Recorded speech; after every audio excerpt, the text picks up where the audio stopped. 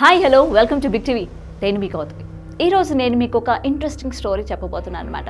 అయితే ఇది స్టోరీ కాదు, నిజంగా జరిగిందే.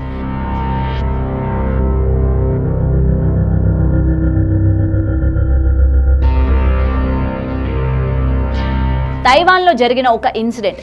యు అనే అమ్మాయి ఆత్మని పెళ్లి చేసుకుంటుంది. అదేంటి, అమ్మాయి అయ్యుండి ఆత్మని ఎందుకు పెళ్లి చేసుకుంటుంది? అసలు ఆత్మని పెళ్లి చేసుకోవడానికి గల కారణాలు ఏంటి? ఆత్మని ఎవరైనా పెళ్లి చేసుకుంటారా? ఇవన్నీ నా క్వశ్చన్స్ కాదు, ఇప్పుడు నెటిజన్లు అడుగుతున్న ప్రశ్నలు అనమాట.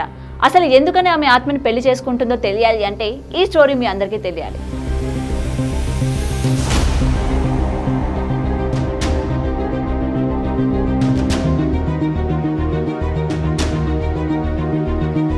తైవాన్లోని యు అనే యువతి నివసిస్తోందన్నమాట.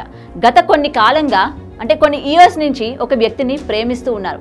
ఇద్దరు కూడా చట్టాపట్టాలు వేసుకుంటూ ప్రతి చోట తిరిగారు. అయితే ఆ ప్రేమ ఏంటంటే కేవలం రిలేషన్ లాగో లేకపోతే శారీరక సుఖం కోసమో కాదు, వాళ్ళు జీవితకాలం కలిసి ఉండాలి అనుకున్నారు.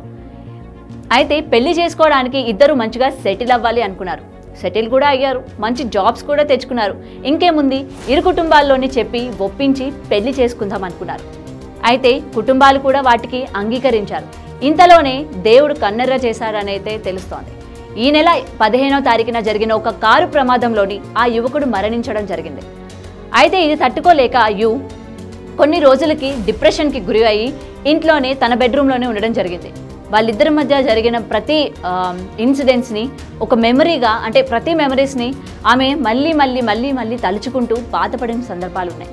అయితే ఇలా కాదు అని చెప్పి ఒక నిర్ణయానికి వచ్చింది. అదేంటో తెలుసా? తన బాయ్ ఫ్రెండ్ అంటే ఎవరైతే భాగస్వామిగా స్వీకరించాలి అనుకుందో తనని పెళ్లి చేసుకోవాలనుకుంది.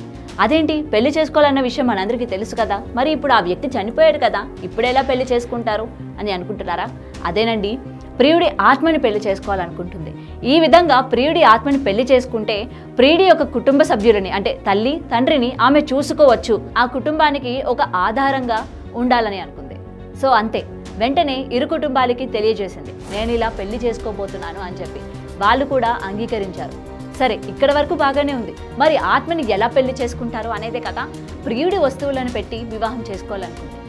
ఇది విన్న వారందరూ కూడా కొంతమంది ఆశ్చర్యానికి గురయ్యి ఆమె ప్రేమని, అలాగే ఆమె ఈ కాలంలో కూడా ఇటువంటి జనరేషన్ ఉన్న కాలంలో కూడా ప్రియుడు లేకపోయినా ఆ ఆత్మతోని ఆమె పెళ్లి చేసుకొని ఆమె ప్రేమను పవిత్రంగా ఉంచుకోవాలి, అలాగే అతని సంబంధించిన మెమరీస్ అన్నీ కూడా లైఫ్ లాంగ్ ఆమె ఆస్వాదించాలి అని చెప్పి తీసుకున్న నిర్ణయం చాలా బాగుంది అని చెప్పి కమెంట్స్ చేస్తుంటే, మరికొంతమంది ఆత్మతో పెళ్ళేంటి, అసలు ఆ ఆత్మతోని పెళ్లి వరకు ఓకే కానీ కాపురం ఎలా చేస్తావు అని చెప్పి కమెంట్స్ చేస్తూ ఉన్నారు.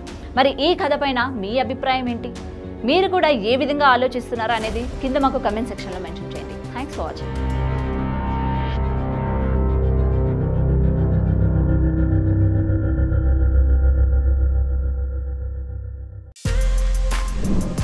For more videos like this, subscribe Big TV channel.